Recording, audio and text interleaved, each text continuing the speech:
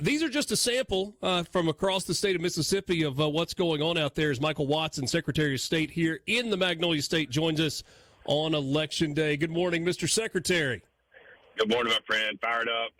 Just like those reports you're receiving, I just ran by my first precinct. Line was around the building, and it's rare for that precinct. So folks are excited to go vote today. We got a beautiful day, and couldn't happen soon enough for me.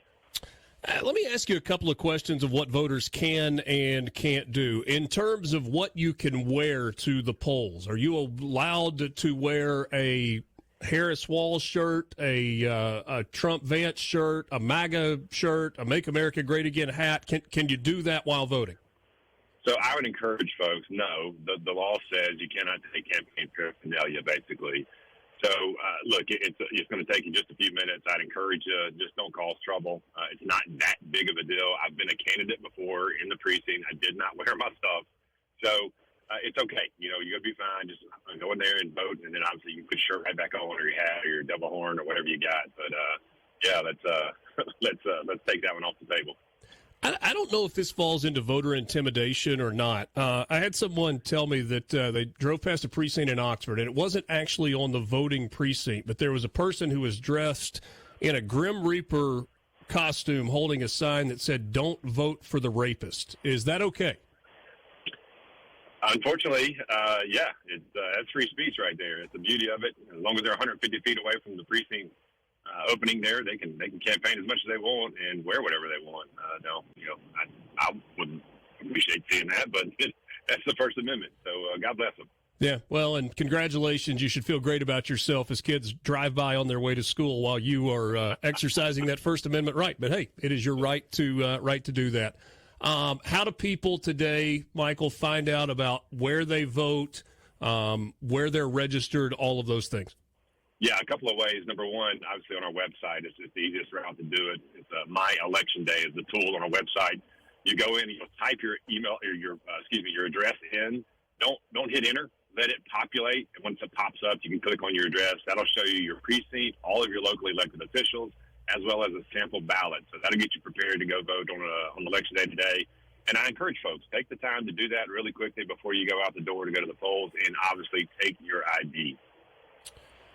Yeah, I mean, the really controversial practice of having an ID so that we can have poll workers verify that you are who you say you are and you live and are registered where you say you live and are registered, right? That's exactly right. And look, Richard, we'll roll this thing out. I want people to understand this. Not only would we give you a free ID to vote, we would give you rides to the clerk's office. So there was no excuse not to have an ID to go vote. It's very easy. Obviously, you got to show IDs to do all kinds of things around this beautiful country we live in. So why not show it to vote, which is one of the most precious rights that we have. And it's very simple. Visiting with Secretary of State Michael Watson on Election Day, and the early reports are that the turnout is good. Based on kind of the modeling and the numbers that you're seeing or you're expecting, what do you anticipate that our turnout is like today in Mississippi? I found it very interesting, Richard. We had about 200,000 as of yesterday absentee votes that had been returned. Obviously, there'll be a few more through the mail-in voting. But what was interesting to me was we were trailing just a bit by 2024. But if you looked at the counties around the state, there were 10 counties, including several that were rural, that were actually over the 2020 numbers. So interesting to see kind of where those votes came from and what that projects for today. But I do think, seeing these polls early this morning with lines wrapped around them, I think we're going to have a great turnout today, and I hope that's the case. Visiting with Secretary of State Michael Watson, I know in our conversations you have been an advocate of voting on Election Day. Obviously, the absentee ballot process is in place in Mississippi. So many states have early voting, and we've seen massive numbers in this particular election cycle. More and more people are doing that, probably out of convenience more than anything else. Do you see a route? Do you see a future for early voting in Mississippi? I do think the legislature is going to take that up. And Richard, I've told you this before. I am, and as you just mentioned there, a fan of Election Day. I think we have a great process in place now. The thing that I would say that bolsters that argument is in-person absentee or in-person early voting at the clerk's office would be the second safest vote that you could cast, with the first being on Election Day in the precincts. And If we look back in, I think it was 2020, about 60 to 70% of the votes were in already by election day across the country. So early voting is a big thing, and I understand folks that want to argue for it. I like our process we have here. I would say reduce our number from 45 to 30 for absentee voting, close that up just a little bit, and then maybe work on some of the excuses. But outside of that, I think we got a great system here. Again, I do what the legislature tells me to do. That's how this state works. So we'll see what they pass. Are there any issues that you foresee arising today? There's never a perfect election, Richard. When people are in control, obviously, you're going to see a few things, maybe some precincts that open late. We saw a couple of times, was it 2022, 23, where some precincts ran out of ballots. We have worked on all of those issues and have prepared each of our commissioners and our clerks. And let me tell you, they do a phenomenal job, as well as our poll workers. God bless them. Thank your poll workers today when you go vote.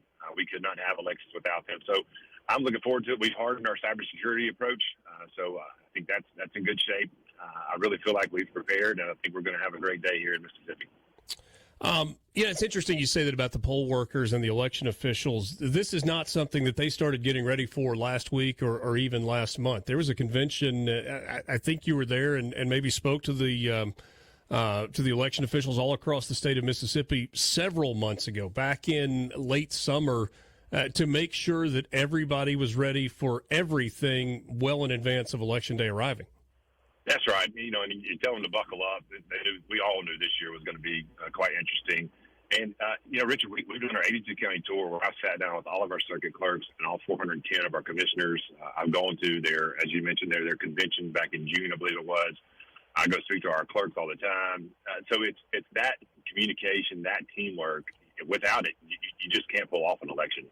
You got to have those teammates as well as our poll workers. And again, Mississippians all across the state. Look, we'll be in probably about half of the counties today in different precincts, making sure the law's followed.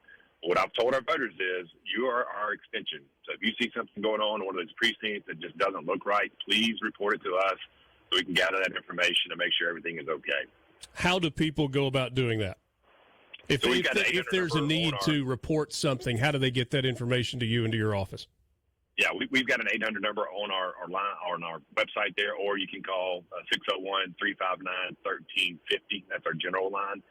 So either one of those. And again, look, you can direct message me on social media, on Facebook, whatever. If you got my cell phone number, text me. A lot of folks have that, but I think it's important that we all play a role today. Should Election Day be a national holiday? I've argued for that. It doesn't bother me one bit. I think at the end of the day, the arguments that sometimes people make about convenience, if you give everyone that day off, does it do something with the economy? Does it, who knows? For people being able to vote, and if that's the way that we can get more people out to the polls, then so be it. I have done some research on the convenience factor. It doesn't necessarily drive up the number. That one may be one that would change it, but at the end of the day, we've got to remember all these soldiers that gave all they had for this freedom. And even if it's just a little bit inconvenient, I think that's where your voice becomes so much more important to get out there and have it heard. Jerry in Corinth asking, what's the website again? I missed it. You can go to y'allvote.com or y'allvote.ms is the easiest one. Okay, there you go. Y'all vote, YALL vote.com. Quick reminder, because it feels like we always have to, .ms. I'm just going to screw it. If you Google y'all vote, you're going to find it, but y'allvote.ms is the website. That's right. Good job, Richard. Great job. If you are in line before 7 p.m., you will be allowed to vote, correct? You absolutely will. The bailiff will come out at 7 o'clock, and wherever the line is, the bailiff will get behind the last person, and everyone in front of the bailiff will be able to vote. Maybe don't want to cut it quite that close, just in case your watch isn't synced up with that of the bailiffs. Get in line as soon as you can, and please exercise that constitutional right that you have to vote. Secretary of State Michael Watson, thanks so much for your time, and here's to a smooth and rain-free Election Day. Amen. Look, I'm headed to a school to do a mock election. It's Hershey versus sour candy, so let's all go vote for Hershey as well. I was going to say, chocolate's the clear winner, right? we hope. All right. Michael Watson, Secretary of State, thanks so much for your time. Yeah, Richard. Take care. This is the Gallo Radio Show on SuperTalk Mississippi. We are back right after this.